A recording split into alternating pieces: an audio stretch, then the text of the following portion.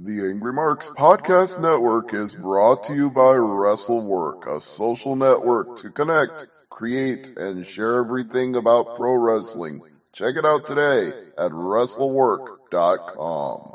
You're listening to the Impact Implosion on the Angry Marks Podcast Network.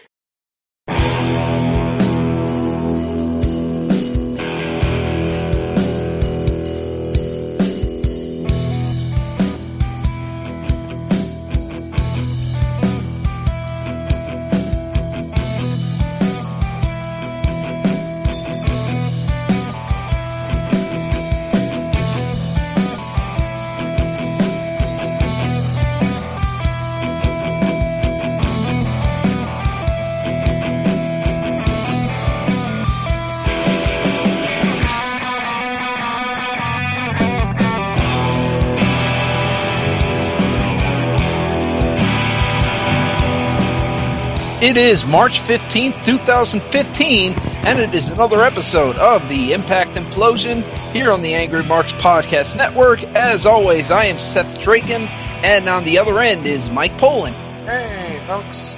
Well, the theme of this week's Impact is When Friendships Go Awry. Yep. That is the theme, because we have three big feuds that are headlining this show. Yep, and a fourth one, which is a couple go awry. But the less said about that, the better. It's the low light of the show. Yeah, let's get to some news, and there is some. Yep. First, Matt Hardy got signed to a full-time contract. Yep, he did. Alright, and also, freaking Gunner, he's gonna be in a movie. Oh no, what's that called? Navy SEALs versus Zombies. That sounds like something you'll be reviewing in a year or two. Probably. TNA Films presents Navy versus Zombies. Navy SEALs versus Zombies, yep. And, also, we got the first photos from the Impact set at the Universal, which it looks like they did find the Aggro Crag. Oh no. Now they can use it for a match. Which some of the stuff uses looks like parts of the Aggro Crag, not the actual thing. But they looked like parts of it from Global Guts. Do you have it, TNA? Yeah.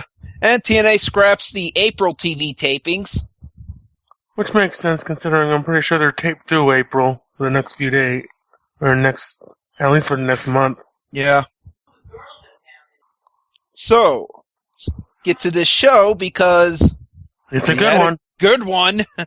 And I will mention, in honor of the 20th anniversary of Chrono Trigger, I will be doing what Dixie Carter used to do and call Magnus Magus.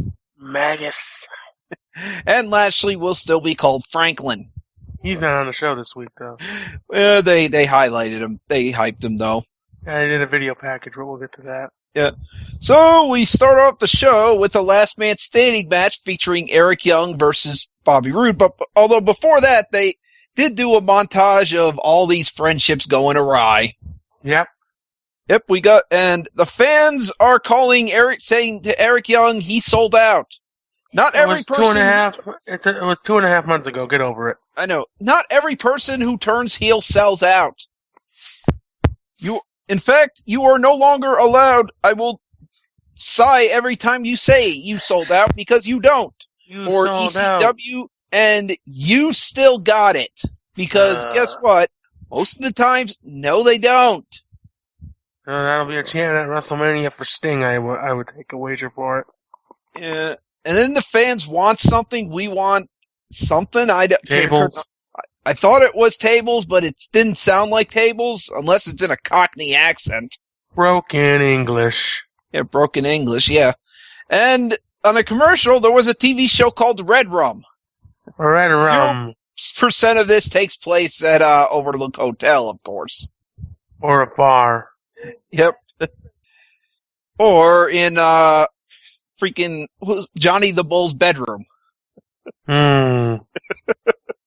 Anyway, Bobby Roode and Eric Young star in When Steel Chairs Collide. This is what it's like when chairs collide. Then Roode in the ring, there's a moment where Roode is getting up and he does his inner warrior by shaking the ropes. He's warrioring up. Then Eric Young gives a pile driver, only gets a 9 count. Mm-hmm. And then he does another move, and then for some reason, he stops the ref from counting. Because I don't want to win this match. Because he's going to do something with the chair, and Bobby Roode hits him with the pile driver on the chair. Only gets a 9 count, though. They're killing the pile driver. Oh, wait, nobody uses that anymore.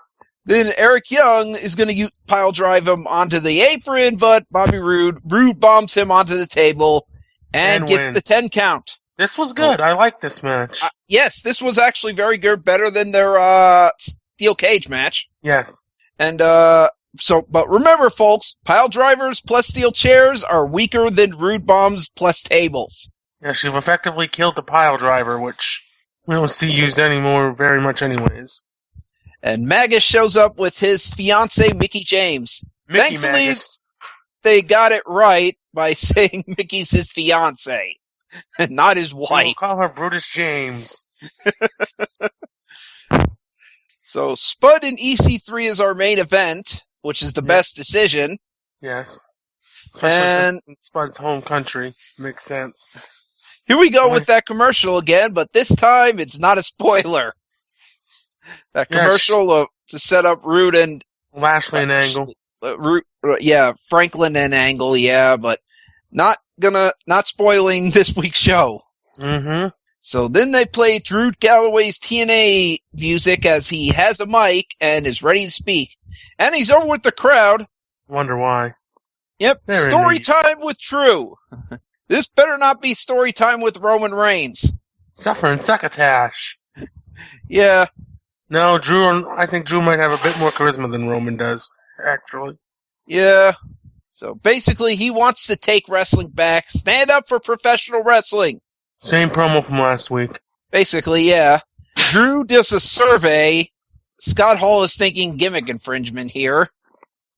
How many of you came to see Drew Galloway? How many of you came to see that stupid BDC? Boo. One more for the good guys.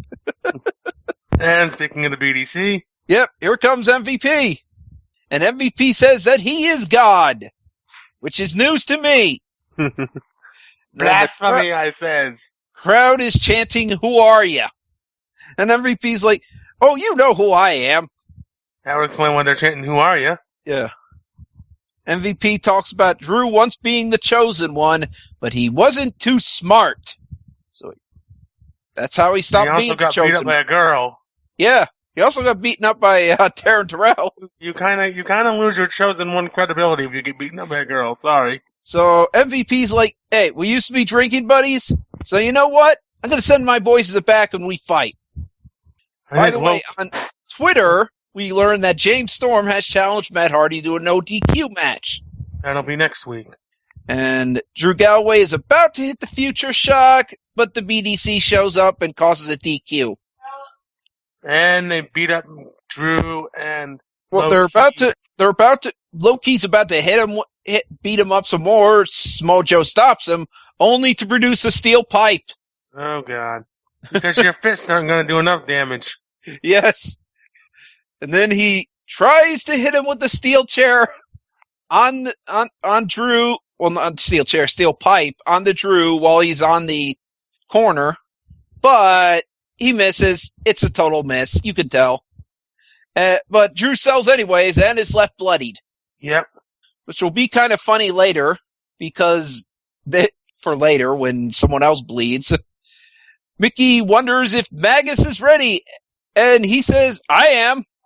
Mickey wants to also be out there, and Magus refuses. Yep. We get a montage showing the rivalry between EC3 and Rockstar Spud. Cameraman asks EC3 about the match, and EC3 said Spud signifies nothing, and says, "Look, Spud, you wanted this. We're going to have it." Then we get a montage to set up our next match, Bram versus Magus. Yep. And this is pretty good. Yep. This seems like the fight. But Angry Brits. Bram hits a low blow. Ref calls the DQ immediately. "You're going to kiss my boot or I'm going to hurt your fiancé." Mickey comes out. Bram zip ties Magus to the ropes. shoves the ref out of the way after he had been doing for a while, holding Mickey James back for some reason. Yeah, I don't know why you want in the ring, Mickey. Bram's only beating your husband. It's his life. So or your fiance. Brian Hebner finally does his job. Gets shoved for it. Because in TNA, doing no doesn't do anything. Right. So Mickey tries to attack. Bram grabs her. And basically, she slaps him in the face. Tries to escape. Bram grabs her again. He's taking everything from Magus, and he's the star now. And he says, "You know what, Magus? I'll let her go. You got to kiss my boot, though." Mate. And the crowd's like, "No." Mickey's like, "No." Because we're going to embarrass all the Brits in their home country. And Magus is like, "God, do I do it? Do I do it?" Ultimately, he does. And Bram calls him pathetic and leaves. You're pathetic. Then we have, hold on, what do we have next? Robbie E versus Brooke Adams now. She's no longer Tessmacher. She's called Brooke Adams now. Okay. Dear fucking God, why? At least it's a blow-off to this. Yes, this match sucked. And Brooke won. Next. Yeah, Brooke won because of dumbasses. Jesse Goddard misses a dropkick. Yeah. Well, he hits a dropkick, but not on the wrong guy. They're gonna break up the bromance, and no one will care. Then the BD says blood is beginning to flow for Drew, and this war with him is not over. And Low-Key says, "You want to fight me, boy?" Like 5 times in the promo. You want to fight me?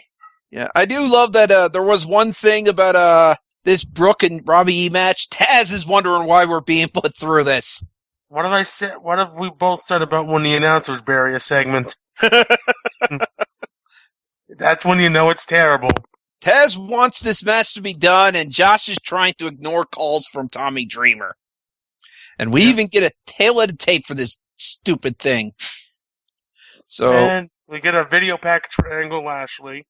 Yep. And then, but somebody mentioned we got Joker's Wild 3 as the one night only. No, we didn't. We got British Boot Camp 2 still, so. Joker's Wild 3 might be the next one they show. Yeah, but someone said they showed it already which spoils the finish of the main event. I will have to check that out, but I don't. I didn't see it. I didn't see it. When I saw the advertisement on the TV, it's British Boot Camp. So. Yeah, it's still British Boot Camp 2. Yeah. So, yeah, it's main event time. But although I'll say this about Franklin and Angle. It looks more built up than anything at WrestleMania. Yeah, they're just pulling stuff out of their ass for that. I know. So it's time for our main event, hair versus hair match. Spud versus EC3. This was very good. Holy shit, yeah. They are mad. They are trying to kill each other. Well, neither one of them wants to lose their hair. Oh yeah, true. And goddamn Tyrus shows up. Although and so does Anderson. Mr. Anderson takes out Tyrus. Thank God. It's the only one time that Andrews also shows up. He did? I didn't see him. Maybe not. Yeah, Rockstar Spud got busted open by EC3's brace, which he learned from Cowboy Bob Orton. Use the brace. The power of the brace compels you. And they're looking at Hebner to wonder if he's gonna stop the match, and I'm like, so help me God if you do this. And a terrible finish for a match you built up. By the way, before this match happened, they did a warning of you're going to see some graphic material here. Yep. Spud gets busted open like Ric Flair does. Mm-hmm. We had some black and white moments, which I hate. That's because God forbid they actually show the blood. Yeah, because I hate that tint crap. And although they only did it for a few seconds. WWE bringing out the guy to wipe the blood off and making the rest of the match awkward. Yeah, and being black and white for almost the rest of the match. It's very small portions, like seconds, really. We had JB do a low blow, and Spud hit a stunner. Yep. And only gets a 2 count because the crowd is like, what? They're on their feet because they're thinking...